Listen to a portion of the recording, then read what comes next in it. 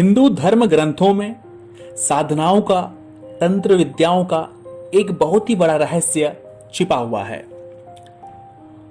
तंत्र साधना एक ऐसी रीति रिवाज है, एक ऐसा कर्मकांड है जिससे आप अपनी किसी भी इच्छा को परिपूर्ण कर सकते हैं। चाहे वो मानवीय स्वास्थ्य की इच्छा हो, चाहे वो मानवीय सहयोग सहायता की इच्छा हो, चाहे वो समाज के विकास की इच्छा हो।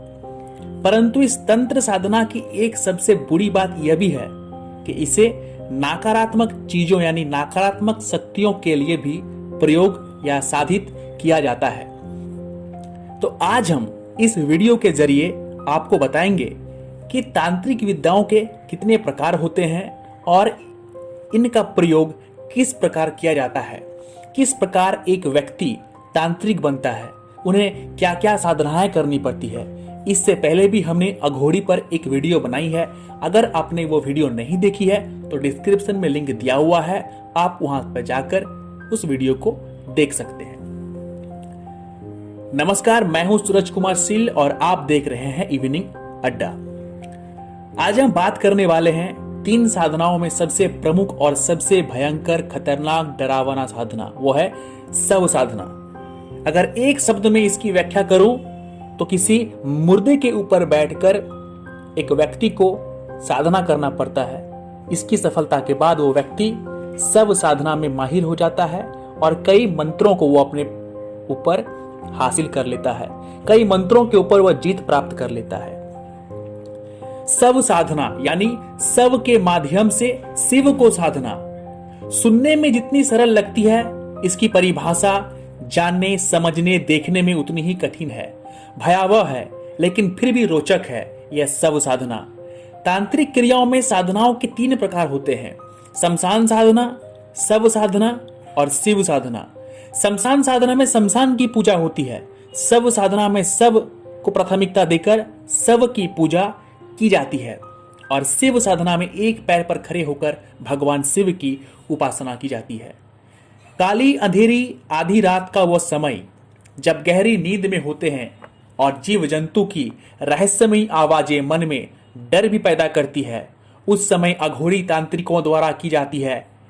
इसी को शव साधना करते हैं।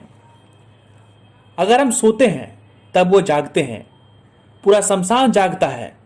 वो शमशान जहां दिन के उजाले में जाने से भी रूह कांपती है।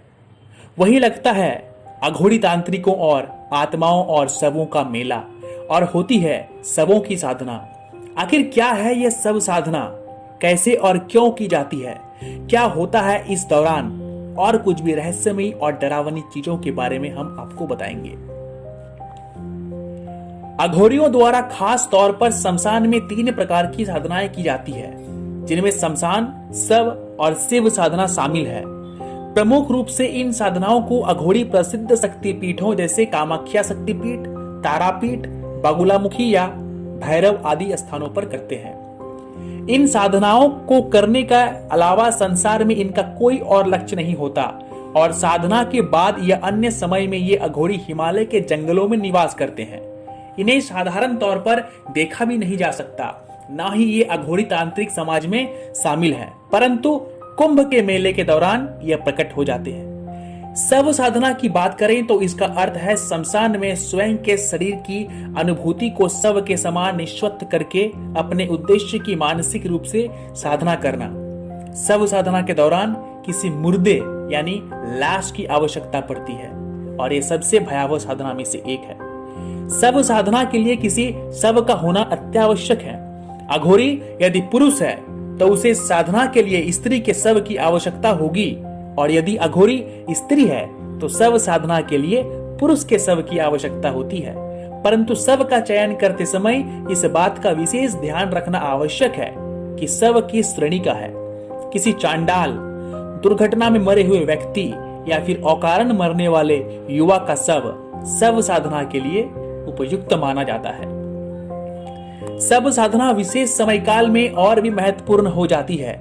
कृष्ण पक्ष की अमावस्या या शुक्ल पक्ष अथवा कृष्ण पक्ष की चतुर्दशी वाले दिन यह बेहद महत्वपूर्ण होती है। इसके साथ यदि मंगलवार का संयोग हो, यह सोने में सुहागे के समान है। कहा जाता है कि सब साधना आसान नहीं है। इस साधना को करते समय शमशान में कई दृश्य और अदृश्य बाधाएं आती है, जिन्हें हटाना एक सिद्ध और जानकार अघोरी अच्छी तरह से जानता है। साधना के पूर्व ही अघोरी को संबंधित स्थान को भूत प्रेतों और अन्य बाधाओं से सुरक्षित रखना होता है, ताकि वे साधना के बीच में विघ्न पैदा ना कर सके। इसके लिए अग्नि तो होती ही है। अघोरी मंत्रोच्चार करते हुए आसपास एक लकीर खींचते हुए एक घेरा बनाता है और साथ ही तूतई बजाता है, जिससे भूत प्रेत या कोई भी बाधा प्रवेश न कर सके। इसके बाद विधि विधान से साधना आरंभ की जाती है। जिस शव की साधना की जाती है उसे स्नान करवाकर कपड़े से पोंछकर उस पर सुगंधित तेलों का छिड़काव किया जाता है। लाल चंदन का लेप किया जाता है। शव के उदर पर यंत्र बनाकर उदर पर बैठकर यह साधना होती है। साधना में लगातार मंत्रोच्चार और क्रिया जारी रहती है। सब साधना की विशेष बात यह है दोस्तों कि यह साधना उपयोग किए जा रहे शव की मर्जी से होना आवश्यक है, अन्यथा ये मुसीबत बन सकती है। चारों दिशाओं में रक्षा हेतु गुरु, बटुक भैरव, योगिनी और श्री गणेश की आराधना भी की जाती है। भैरव और भैरवी की साधना भी इसमें आवश्यक मानी जाती है। वहीं सभी दिशाओं के दिक्पाल की आराधना भी की जाती है। भोग स्वरूप बकरे या मुर्गे की बलि देने के साथ ही शराब चढ़ाना भी अनिवार्य है। सबको भी यह चीजें अर्पित की जाती है। कुछ ही समय में देखते ही देखते यह भोग समाप्त हो जाता है। इस साधना के पूर्ण होते होते मुर्दा या सब भी बोलने लगता है। साधना पूर्ण होने पर साधक वह सिद्धि प्राप्त कर लेता है जिसके लिए वह सब साधना कर रहा था। आधी रात बीतते बीतते सब की आंखें भी विचलित होने लगती है, बंद आंखें भी खुल जाती है और उसके शरीर में कई परिवर्तन एक साथ देखे जा सकते हैं। लेकिन इन भयावह और खतरनाक दृश्यों को देखते हुए भी साधक का मन लक्ष्य से नहीं हटना चाहिए। अगर लक्ष्य से साधक हट गया तो साधक के जीवन पर विपदा आ सकती है। हो सकता है साधना करते वक्त उसकी मृत्यु भी हो जाए। तो दोस्तों, आज का हमारा वीडियो सब साधना पर था। यह वीडियो आपको कैसी लगी प्लीज हमें कमेंट करके अवश्य बताइएगा। इस वीडियो का उद्देश्य आपको डराना बिल्कुल नहीं था। हम वही जानकारी आपके समक्ष रख रहे हैं जो वास्तविक है, जो हकीकत है। इन सभी चीज़ों के बारे में अगर आप जानना चाहते हैं तो आप कमेंट कीजिए, हम आपको बताएंगे कि और भी क्रियाएं क्या होती है क्या नहीं। ये सभी जानकारियां आपको इंटरनेट पर भी मिल जाएंगी। तो दोस्तों, देखते रहिए इवनिंग अड्डा, लाइक कीजिए, चैनल को सब्सक्राइब कीजिए। मिलते हैं अगले एपिसोड में।